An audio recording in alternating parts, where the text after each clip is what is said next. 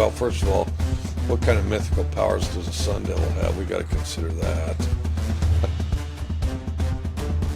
Now, Terrell, run the road again! Hey guys! Hey! I'm having a press conference, okay?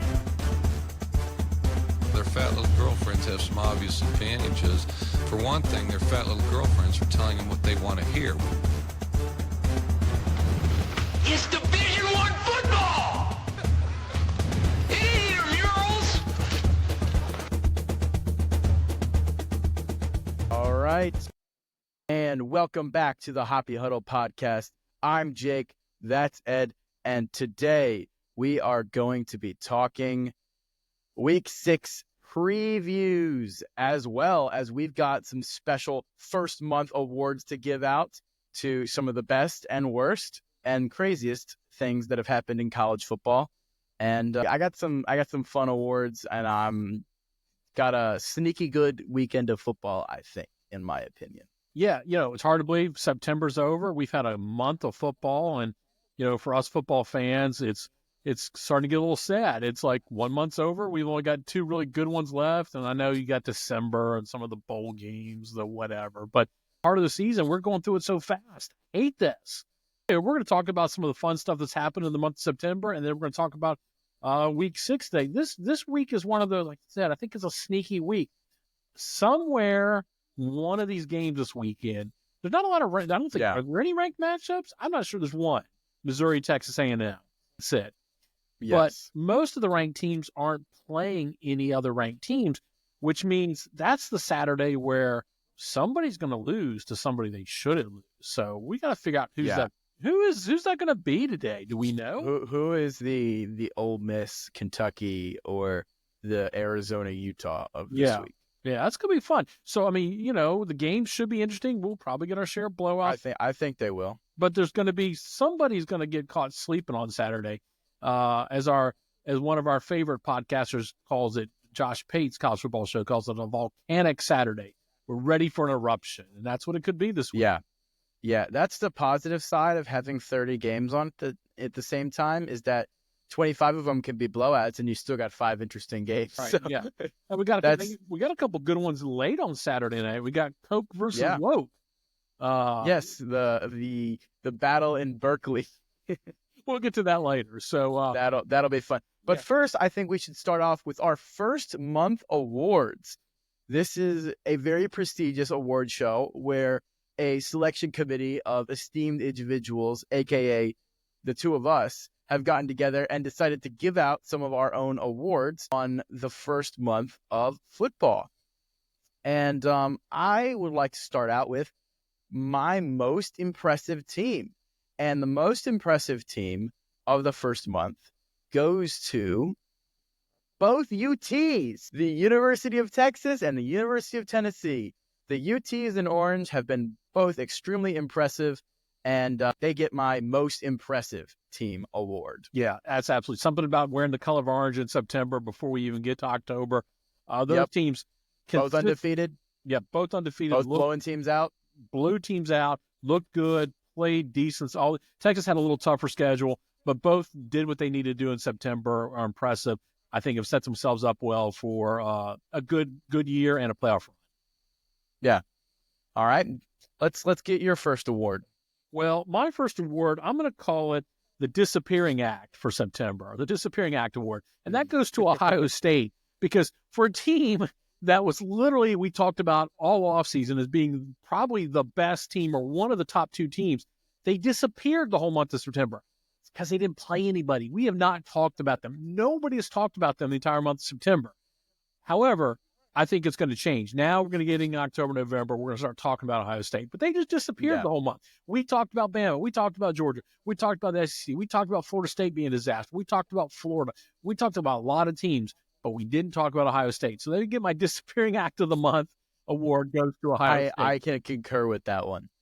No. All right. And I'm going to go ahead and I'm going to give out my most disappointing team. This is going to be a shocker to absolutely no one. It's the Florida State Seminoles. Yes. What the heck, guys? Get it together. Yeah. I don't really need to explain this if you've been following college football, but Florida State came in with pretty high expectations and have completely not lived up to them. They are just a bad football team. And yeah, that's about all there is to say about the Seminoles. Yeah, I think one of the, beginning of the season, we were looking forward to this weekend because we thought we'd get a ranked matchup between Florida State and Clemson. Absolutely. Instead, we're going to get Clemson should destroy them this weekend. It shouldn't be close. Yeah. So, well, my second award is going to be the Bernie Madoff Award for the biggest fraud of the season. And that goes to the Missouri Tigers. Okay, let me tell you what. Yes, they've played nobody. And they haven't even looked that good doing it, okay? Their offense is MIA. Burden somehow has gone from the best wide receiver to somebody we don't even recognize him in the local Walmart or Publix. I mean, they have disappeared. Now, I think they've gotten a little better defensively, but this team, and I don't believe they're real legit contenders anyway, but they've definitely looked like the fraud of the year. And I think we'll talk later about their game against Texas A&M. This fraud may get exposed just like Bernie Madoff did. Interesting. I'm not sure I completely agree with that, but see where you're coming from. I'm going to go ahead and give out my MVP, most valuable player, and there's two of them, and these are really the only two. If you've been paying attention, it's Travis Hunter and Ashton Jeanty. They're both the most valuable players in college football. It's pretty clear Travis Hunter is a two-way machine. Nobody else has played two-way like that in my lifetime, or notably like Deion caught punts, I guess. But like Travis Hunter is absolutely insane. And I already went on my GT rant last show. I don't really need to go on it. Most rushing yards, highest average. You don't think Milroe's up with that group? Milroe had one good game, two good.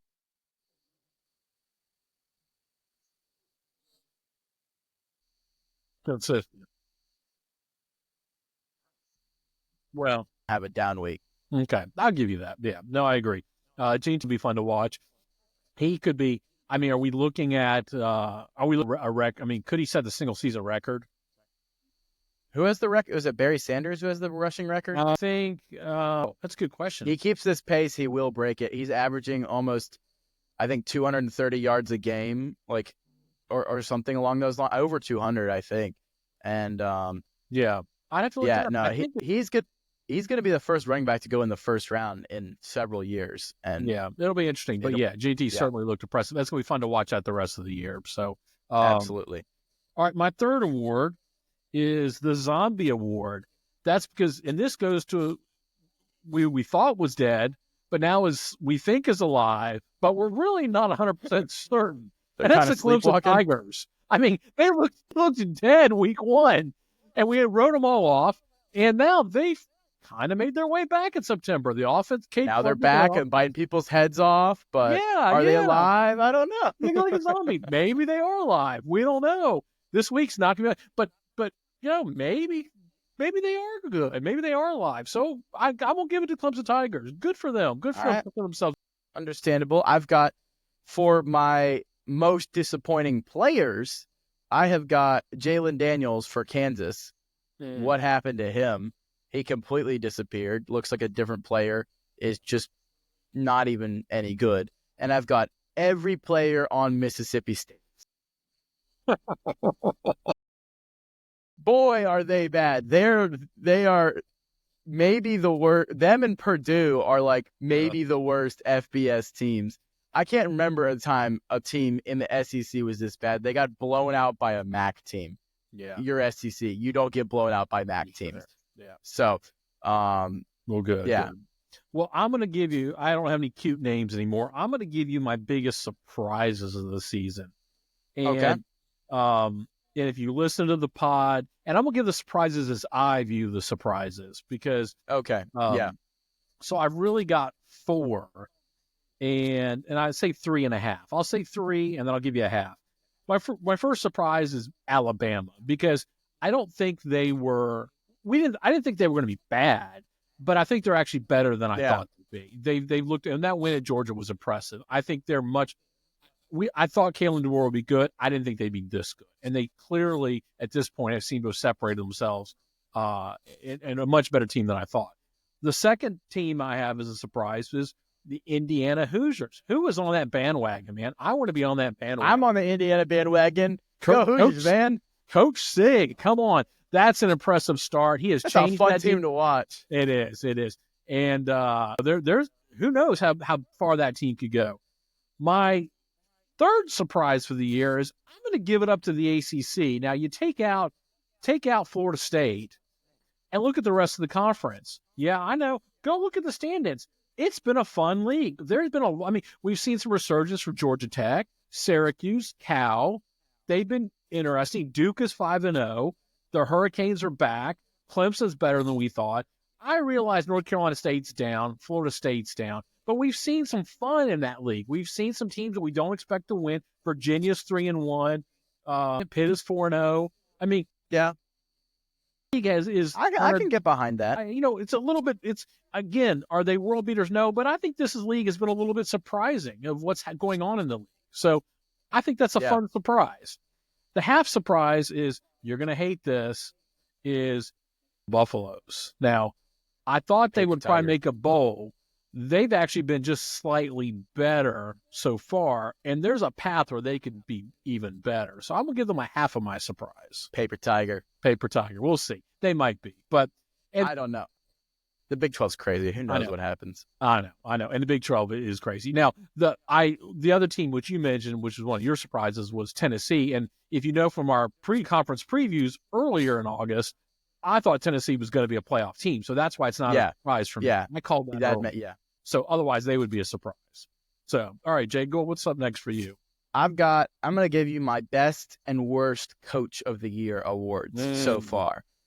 The best coach of the year goes out to Barry Odom of UNLV. Hey! The defensive mastermind, former head coach of Missouri, right? Yeah. Yes. Yeah. Barry Odom has got the Rebel, or I guess they're just the Rebels in football. They're not the Run Rebels. And he's got the Rebels undefeated, ranked, and just upgraded at quarterback due to some fun circumstances. I like UNLV. They're fun to watch. They got a nasty defense and a great wide receiver. And yeah, Barry Odom and UNLV, they've really impressed me this year. And the worst coach goes to Billy Napier of the Florida Gators. Wow. Yeah, he should have stopped calling plays 5 or 6 years ago. His offense looks like a mid-2010s NFL offense. It doesn't have a ton of modern concepts in it. It's a putt-putt offense that he's not a good offensive coordinator. He's basically, I don't know, he's lost the fan base. He's pretty much assumed to be fired at this point. If he loses to UCF this weekend, he will be fired. I think maybe, or they might just wait until the end of the year for the buyout purposes. But yeah, Florida has been thoroughly underimpressive. Even like my expectations were not high, and they've underperformed compared to those expectations. Yeah. All right, I will give out to my disappointments for the year, and we'll start with obviously FSU was one of them. You already talked about that. Yeah. Let's throw out another team that I think is disappointing. Oklahoma has been disappointing. I agree. I didn't think they were going to be a playoff team. I thought they'd be better than this. I mean, the Jackson Arnold debacle, switching quarterbacks, they've had injuries, that's hurt them, but they've been a disappointing team. It's been disappointing. I think turning the ball over way too much. You can make a case that Auburn could be 5-0, but you can't turn the ball over that much. That's why you're 2-3. Yeah. See, Auburn's not disappointing to me because I had pretty low expectations, and they've kind of met them. Well, I was like, they kept Peyton Thorne, so they're not going to improve that much, and they kept Peyton Thorne, and they did improve. So yeah, I thought they'd be a little better than that. I'm going to throw, and we talked about this a podcast or two ago. I'm going to say disappointing is basically the entire SEC except for the top 4. I mean, UT, the 2 UTs, Tennessee, Texas, Alabama, have lived up to where I think you are. But, I'm even going to throw Georgia in the mix now. The rest of the conference is a hot pile of trash. If Mark Stoops goes for it on 4th down, we may be talking about Georgia in this category as well. We can be talking about a 2-loss Georgia already. If Georgia can't find ways to score, Ole Miss believes a complete fraud. Not Ole Miss. Missouri. Ole Miss, we're now questioning. They could have 2 losses before they even get to the LSU game. You know how I feel about LSU this year. And then we're getting to the bottom of the South Carolina, Kentucky, all these. I mean, this conference is a dumpster fire right now. It's living on a reputation of the last 5 years and the last 10 years, honestly. And the top is still the top, but those top 3 teams, particularly top 4 teams, excellent. But beyond that, I don't think this conference is very good. Very disappointing. Now, the other team, big disappointment this year, which is not a surprise to this guy because he called it, is the Virginia Tech Hokies. I told you in the conference preview back in August, I didn't believe the hype. They're 2-3. I told you this team wasn't very good, and the record has proved it out so far. I've got a couple less serious awards. I've got the Ball Security is for the Week award for the Auburn Tigers. I've got Best Cosplay for Dylan Raiola as Patrick Mahomes. Yes. It's definitely not coincidental that he just dressed like him, walk like him, talk like a duck, act like a duck. Also looks like him on the football field. Overused announcer facts. I've got, did you know Ryan Williams is only 17 years old? And honorable mention, did you know Noah Fafita and Teteroa McMillan were old high school teammates? So yes, those are my overused announcer fact awards. I got a couple more awards. What do you got? Well, I've got, we kind of talked about the Heisman. The last one is I've got hot seat. Who's on the hot seat after the first month? We talked about Billy Napier. I think two more. I think Dave Aranda is getting awfully close. Another loss or two, and he could be getting there. And then I think PJ Fleck is probably third on that list. He may be getting close. I agree. Yeah. And I would win quickly Sam Pittman, or you may be on that list as well. So, yeah. So that's it for me. That's about it for my first month. I've got one more award, and it is the Best Name Award.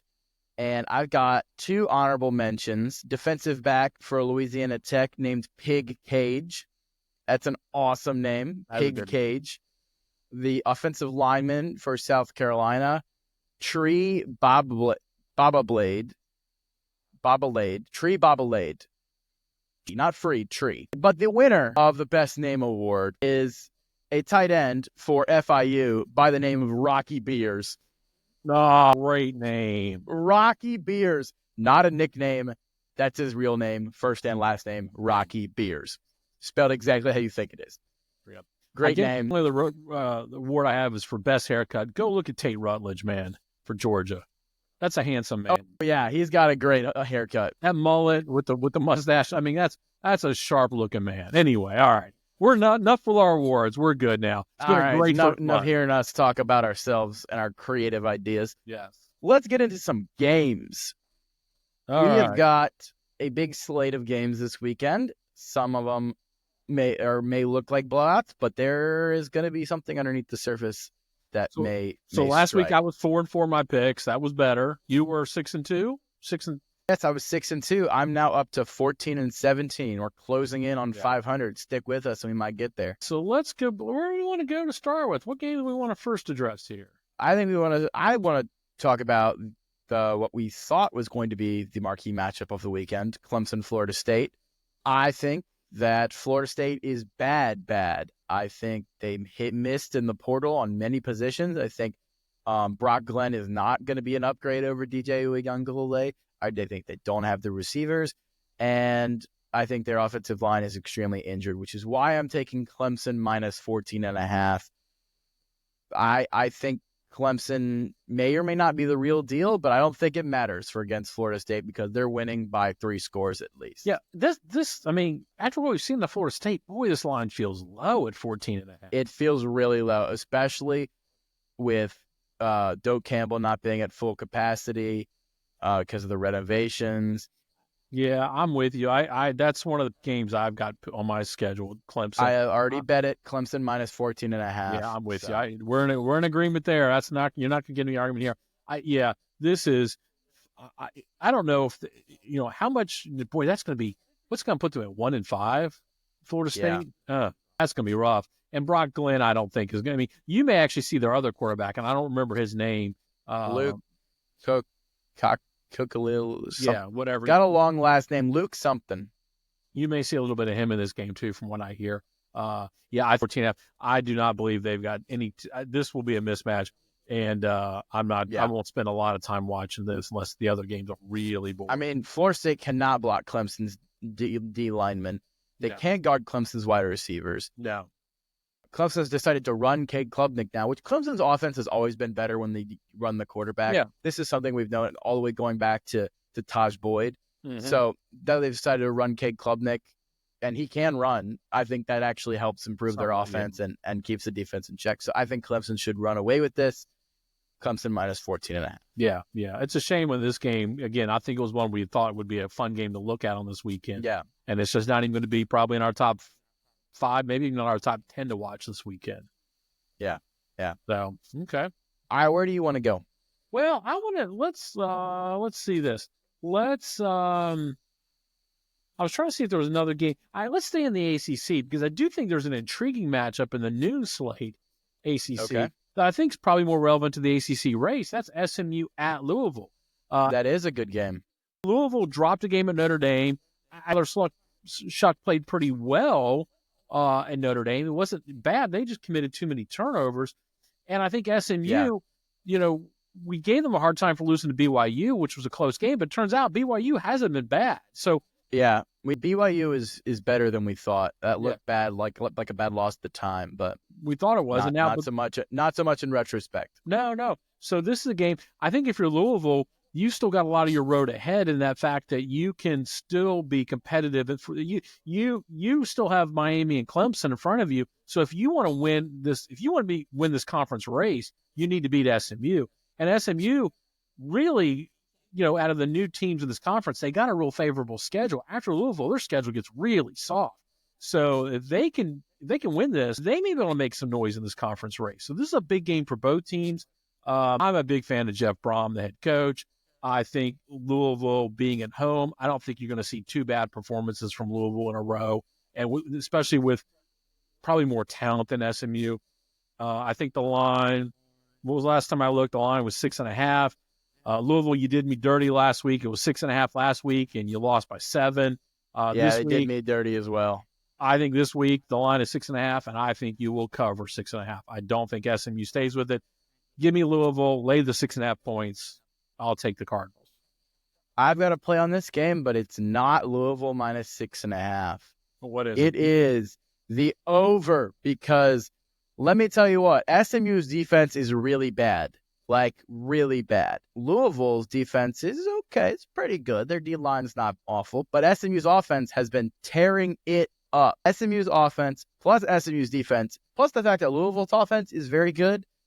The line is 57.5, which is kind of high, but I could see, Louisville and SMU scoring over 30 points in this hit. This is going to be a high-scoring affair, and I give me the over 57.5 in this game. You know what's fun? This is a conference matchup now. These teams haven't played since like 1984. I mean, 4 years these teams haven't met. Yeah, it's nuts. It's insane. So no, that'll be a good game. Let's stay in the ACC for one more matchup. Now, this is the late night affair. If you want to stay up Saturday night and watch some good football, this is game day. Game day, ESPN Game Day is going to Cal Berkeley for Cal versus Miami. Cal's the one of those woke versus Coke game. Yes, if you remember Catholics versus convicts in the old days, they've labeled this woke for Cal versus Coke for Miami. Woke versus Coke. I love it. The algorithm versus the cane. So for me, this is a chance for Miami to get back on track. Let's just say last week wasn't the best effort. They still won. I do believe Cam Ward's, thrown for 18 touchdowns, but he threw a couple. Was it 1 pick last week or was it 2? I think it was 2, wasn't it? 2 interceptions, yeah. 2 interceptions. But he's thrown for almost 7. He's been pretty efficient in the year. He's thrown for 1,700 yards, 18 touchdowns. I think this is a game where you've got to see them kind of get back to what they do best. Let's get Damian Martinez running the ball. For me, the flip side is can they control Fernando Mendoza? Can we get some pressure? Can the Canes get some pressure on him and keep him because he's the guy that's kind of has made Cal interesting this year. The quarterback. I'm not too worried about the Cal running game. I think it's Mendoza which drives that offensive engine. What's the line on this one? I think I had Miami's a 10.5-point favorite. I think Miami covers this one. I think they do get back on track this week, and they look like the team we think they could be. I'll take Miami and lay the 10.5. I think Miami will win. I'm not betting this game because I don't really trust Miami to cover the spread right now, even though I think they'll win. Wilcox is a good coach. Honestly, it's pretty impressive what he's done there at Cal. Cal's probably one of the worst jobs in the Power Five, and he's managed to make them a respectable team probably like every other year, every 2 or 3 years. And that's hats off to Justin Wilcox there. But and because of that, I'm not betting this game. Yeah. I think he's got the in-game coaching advantage over Mario, but I do think Miami will win in the end. Yeah. Miami might have more fans there than Cal. Miami's a national fan base, and there's a lot of people in LA. They're probably That's not LA. It's Berkeley. Or no, sorry, not LA. It's Berkeley. San but Fran, yeah, San Fran. I think I don't know. Cal doesn't have a great home field advantage. I think Miami wins. All right. Well, there's not a lot of great matchups in the ACC. We don't have any of our UVA fans on the line, so we normally do. So at least I can't see them. So I don't think we need to talk about the Boston College game. Who knows what can happen? Go Hoos. Absolutely. Let's see. Where do we want to go? Do you want to go to the only ranked matchup of the weekend? Oh, I do. I do want to talk about that one. I know you've got some Missouri hot takes, so let me hear them, and then I'll give you what I think. Well, I don't think they've shown me much this year. The wins have been paper wins. Now, again, they're playing a Texas A&M team that I think this whole conference, bottom of this conference is a hot mess, okay? So, I mean, again, what is Texas A&M? Texas A&M has lost to a Notre Dame team. They beat Florida. Well, that's not saying much. Now, they did beat Arkansas last week. You froze, Jake. Are you still there? Yeah, I'm here. Okay. What I think is interesting, we don't know who's going to be quarterback for Texas A&M. We think it's going to be Marcel Reed. Connor Wegman may be available. I actually think this team's better with Reed at quarterback. What do you think? I agree. I think Reed's a better quarterback for the system that they want to run there. Wegman might have a higher ceiling as an NFL or in another offense, but for Colin Klein's system, I think Reed's a better quarterback. Yeah, for what they want to run. Texas A&M's defense has been pretty good. I mean, they're ranked 30th, 34th out of 134 defenses in Division I. So it hasn't been the defense that's been the problem. It's really been the offense. Yeah. And so then I look at Missouri, and Cook's numbers have just been okay. Haven't been anything spectacular. This is a home game. You've been to Kyle Field. That place will be nuts. I think. Well, what was the line on this one? I think it was Texas A&M with a 1.5 point favorite. -1.5. Yeah. Yeah. So that tells me, barely. I think Texas A&M wins this game. If Reed plays, I think they win. But I'll take Texas A&M minus the 1.5. Disagree. I think this is where Missouri finally turns it on. Missouri has the potential. And I think you're selling Boston College and Vanderbilt a little short than they actually are. They're not great teams, but they're certainly top 40. And so I think Missouri, while they may have struggled against those teams, I think this is where they turn on. I do have respect for the home field advantage of Kyle Field. But I think, and here's the thing, while we haven't seen much of Luther Burden, that potential is absolutely still there. There is no doubt that he could just go off and take over the game. And what's really been impressive, however, is Missouri's run game. Missouri's run game has been really good this season. And I think the run game, coupled with the receivers that Brady Cook is throwing to, will give Elka's defense some trouble, even though I think Elka will probably call a good game and hold them to less points. I don't really trust A&M to score against that Missouri defense as well, as much as I trust Missouri's offense to score against the A&M defense. Yeah. Okay. Well, we're going to disagree on that one. We'll see how that goes. So, We stay in the SEC and look at the other interesting game. We've got Ole Miss coming off a loss, headed to Williams-Brice Stadium to play the Man, Gamecocks. that's gonna be a crazy game. And if there was ever a trap game for Ole Miss, this is it. The biggest question here, I think this is a question will determine the outcome of the game, is how good is Ole Miss's offensive line? Can they block Dylan Stewart and the South Carolina pass rushers? And if they can, I think Ole Miss wins the game. And if they can't, I think South Carolina drags them down into the muck and not destroys them, but I think makes it kind of a close, low-scoring game, kind of like how Kentucky did. Kentucky's pass rush got home. If Kentucky's can, I see no reason why South Carolina's can't, which is why I'm taking South Carolina plus 9.5. Well, we're at gonna home. This one because I think this is a rebound game for Ole Miss. I mean, Ole Miss is fifth in the nation in scoring. I think that the line will protect them enough. And I know Sellers may be back. I just don't think that. I think Ole Miss will score enough points, and I don't see how South Carolina's going to score. They're a one-trick pony offensively running the ball. They're not going to throw the ball very much. So, Ole Miss will score 28 points, I'm guessing, and that'll be enough. So, and Jackson Dart called a players-only meeting this past week, and he did his best Tim Tebow impersonation. And I think this team – and here's the reason I don't think this will be a letdown for Ole Miss. I think this team knows this is their shot. They cannot go into the LSU game with 2 losses or they're cooked. And I don't think they'll let this happen. And I agree, this feels like a trap game, but I think because it feels like a trap game and they already had the loss, I think they're going to be on high alert, and I think you're going to get their best effort from Ole Miss. I expect them to cover the 9.5 and win this one easily. I think they probably may end up winning.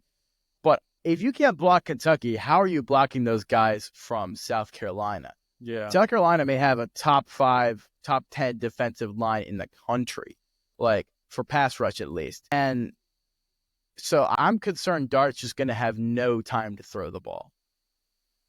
But well, we'll see. I mean, I am South Carolina, but I mean that will determine this game. But I think Ole Miss coming off that loss, they see the bigger picture here. They know they can't lose, and I think they'll be ready for this game. So all right. I don't know if I said, but I am taking Missouri plus 1.5. But yeah, we differ on both these games. You and you're battling on both of them. Well, let's stay in the SEC. I need to talk about the Fighting Florida Gators. They're at home playing UCF, a non-SEC, a Big 12 versus SEC. UCF, last time I looked, was a 2.5-point favorite in the Swamp. That ought to be enough to get any coach fired. So how many UCF fans are there going to be in the Swamp? I sold my season tickets to somebody. They're probably UCF fans. Yeah. So that's my question. If Miami could invade the Swamp in week 1, UCF's that place will be loaded. UCF's got fans, man, and they're crazy. Yeah. The thing, and I understand why the line is what it is, because Florida's proven that they can't stop anybody on the defensive line. I get that. And UCF has shown that they can run the ball. I just watched what Colorado did last week to UCF, and I'm going, man, that's just not that UCF team. Maybe we thought the UCF team was better than they are. They didn't look good. I mean, so do we really think they're going to be that? Do you think they're going to beat Florida? I mean, that team? I don't know. Here's something that I heard. I was listening to the Solid Verbal, and I heard this. Apparently, Florida's UCF's defensive coordinator is Ted Roof, who has apparently, I went back and I double-checked this.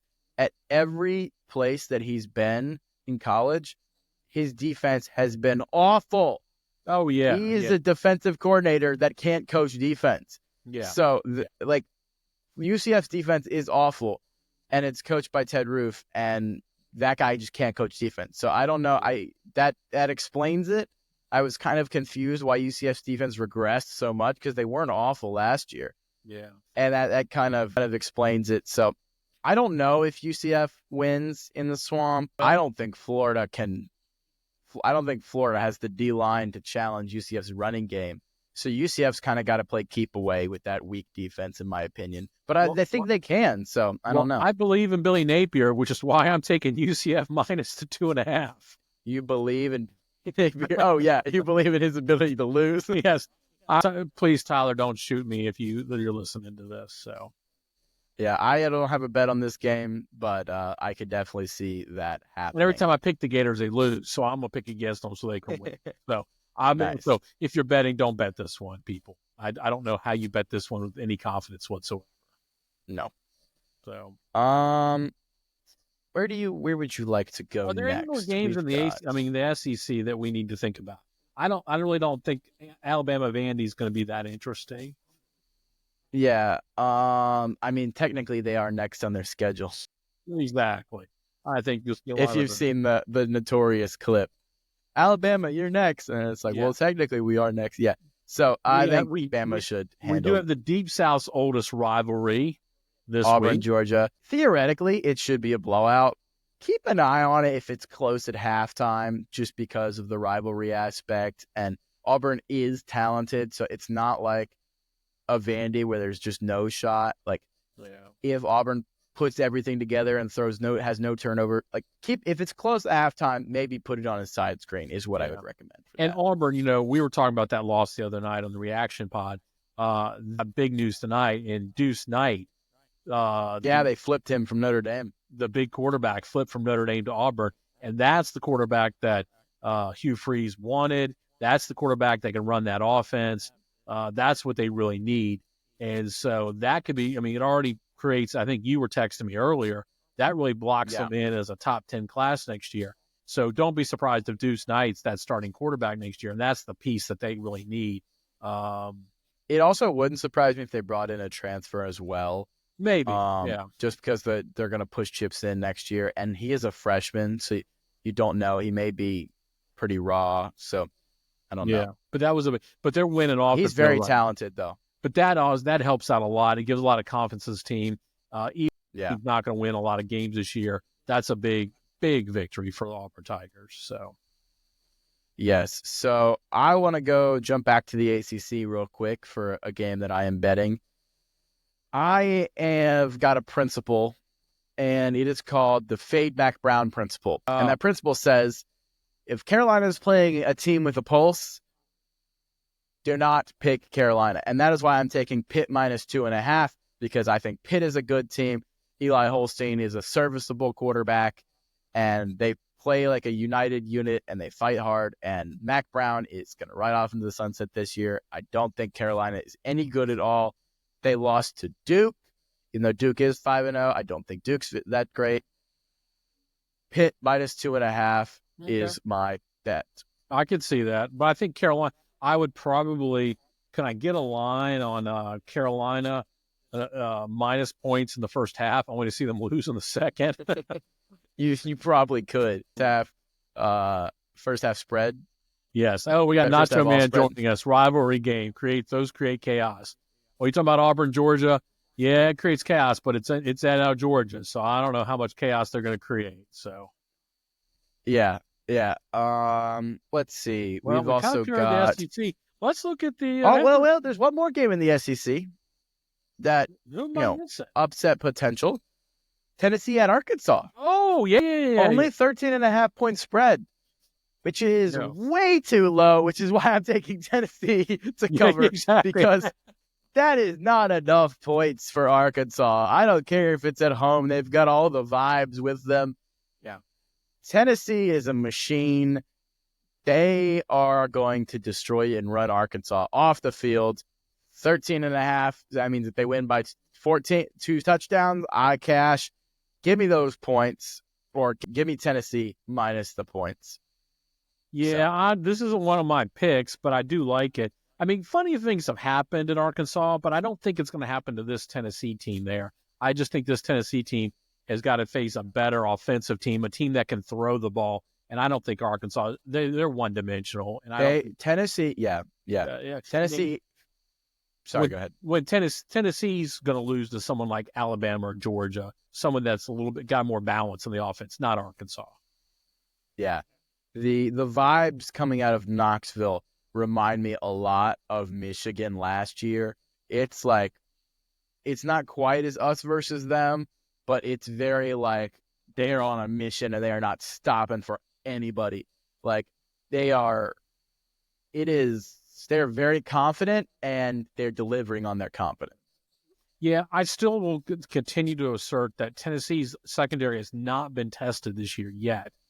And That's true. I still don't, I want to see them get tested against Alabama or Georgia or Ole Miss or somebody that can throw the ball, because I think that is a weakness for them. Really, and then let's see what Nico can do in a game like that. I mean, they've been able to rely on their defense, on their running game, and, that's been good enough, which has been fine. But I mean, and again, I've been supportive. I thought this team would be a playoff team. I think they have all the pieces, but we've got to see a little bit more. I want to see them in a bigger situation. What else you got? Well, that's probably in the SEC. Let's go over to the Big Ten, and we've got let's go Ohio State again. My disappearing act. They finally got an important game. This is the 3:30 game on CBS. Iowa. They're going to face a real team with a real defense. And I'm seeing I don't think this is a game that, they're 19. I had them at 19.5 against Iowa. And I'm not sure Iowa's even going to see 19.5. I think this will be a game that Ohio State covers and covers late. It might be close in a little while, but I think there's too much firepower for Ohio State. I think we're going to start to see this team ramp it up, especially with Oregon coming next week, going to play that game. Give me Ohio State minus 19.5. I think they get run all over Iowa, especially late. Yeah, I don't have a pick on this one just because I'm not sure. Like, Ohio State hasn't faced a real team yet, really. So, I know, no offense, Michigan State, but so there is some chance that Ohio State kind of sleepwalks their way and lets Iowa cover here, and just wins by less than the spread. But like, if they have it all going, they should blow out Iowa. Yeah, theoretically. I don't really trust Iowa's offense because I don't know if they've been reliant on the running game, and Caleb Johnson's been extremely good. He's the top 3 running back in the country. But can he maintain that against Ohio State's defense? I'm not sure. I don't think so, and I don't trust Cade McNamara. We've seen Cade McNamara versus Ohio State before. It didn't go. No. So I don't know. No, I hear you. I think there's an easy victory for Ohio State. So but that's not Jeremiah my most Smith. Good. Not my we finally, and I think the nation's going to get its first real look at Jeremiah Smith. Everybody's finally going to start paying attention to them the next couple of weeks.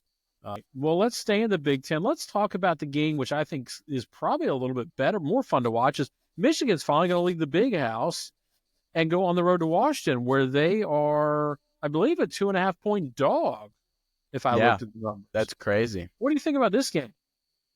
I have no idea, mostly because I still feel like I don't know how good Michigan is. Like, I know that they're basically a spread option team in the Big Ten with 4 and 5 stars, and that kind of team has never existed before. So there's not really a precedent to fall back on, like a team that only runs the ball with good players. Like, no good team has run a form of the option since like the 80s. So there's not really like, what do you make of this team? I have no idea. Like, I could see Michigan going in there and just pounding Washington's face in, partly because I don't know what to think of Washington.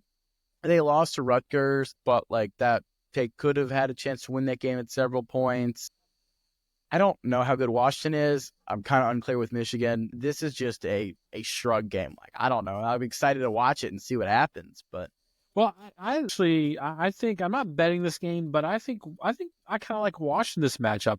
I mean, first of all, Washington has kind of flipped the script from last year. They're a little bit more of a defensive team. Their opponent, they're only giving up 12 points a game. That's 10th out of 134 teams in the country. So this is more of a defensive-oriented team.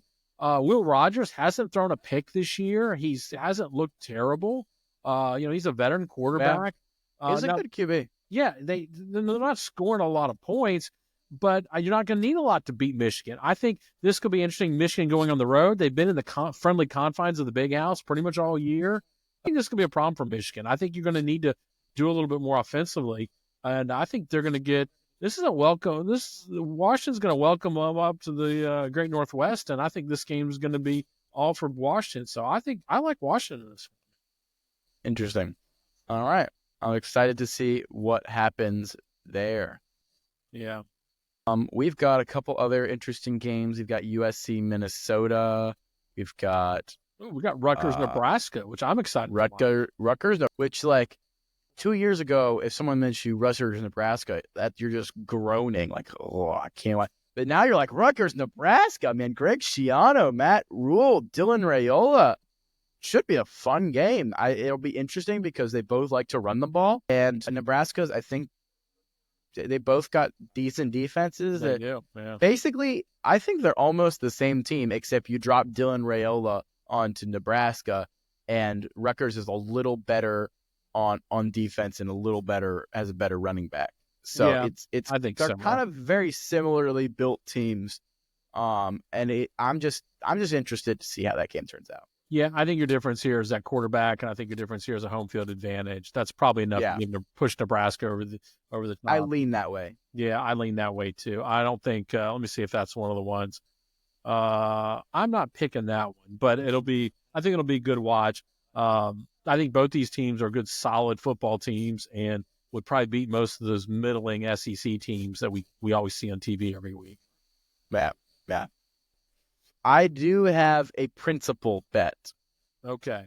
Now, you may not want to bet this one. It's kind of grit your teeth, but it's Navy Air Force under because when service academies play each other, the under is almost an automatic lock. It's something like 35-9-1. Yes.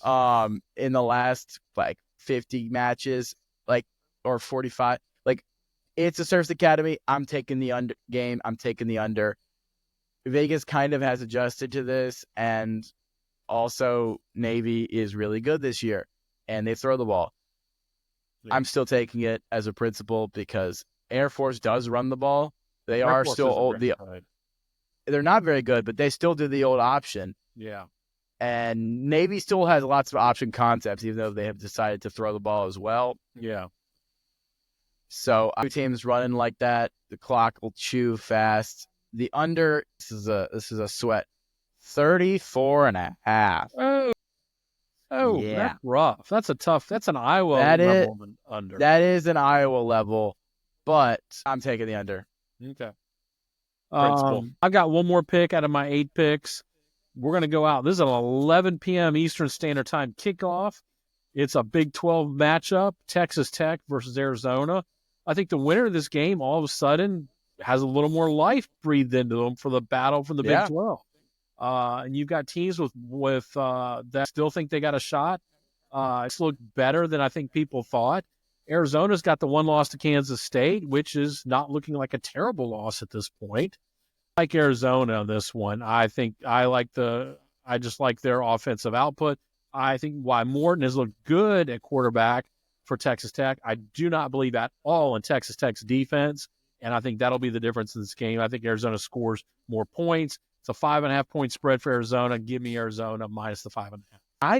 I tend to agree because I don't think Texas Tech can really stop Fafita and McMillan. No. However, Taj Brooks is pretty good. Yeah. And Morton is a decent quarterback. So there's a scenario where Texas Tech kind of keeps McMillan and Fafita off the field, and I keep it more reasonably scoring. And I think Texas Tech could win, but I do think I lean Arizona. Although it's again, this is not gonna be a huge, crazy take in the Big 12. Either team could really win. Say that about everyone. You could say that about literally every team that's not Kansas or Houston, and maybe Baylor. Yeah. But we'll see. Speaking of Baylor, they're going on the road to Iowa State this week. Not going to happen, Jake. Crazier things have happened. Baylor is 5-4 at Iowa State. Not going to happen. They get their starters on defense back. The nutty things have happened. It's like a 16-point spread. That's not insane. It's probably not going to happen. It's not going to happen. No. Yeah, that's kind of, I don't have any really takes in this game other than Iowa State's pretty good. I have the other picks for this week. I think it's, like I said, it's a good week for football fans. May not be the best week for ratings, but for us fans, I think there's some good matchups. We do have a good rivalry in Old Mountain Hate between Appalachian State and Marshall, which is a fun little G5 rivalry if you have the time to tune in. Yeah. As well as Miami, Ohio, Toledo, MAC rivalry. So if you're getting a little bored because the big games are disappointing, go look at some G5 rivalries. Those are always fun to watch. Yeah. That's about all we got for today. Okay. Thank you guys so much for watching. Thank you for tuning in live. Follow on all the socials, like and subscribe. Share the video with your friends, and we'll see you this weekend for a reaction show. Sunday night, reaction show? Yeah, Sunday night. Okay, sounds good. All right. See ya. Bye, Greenland.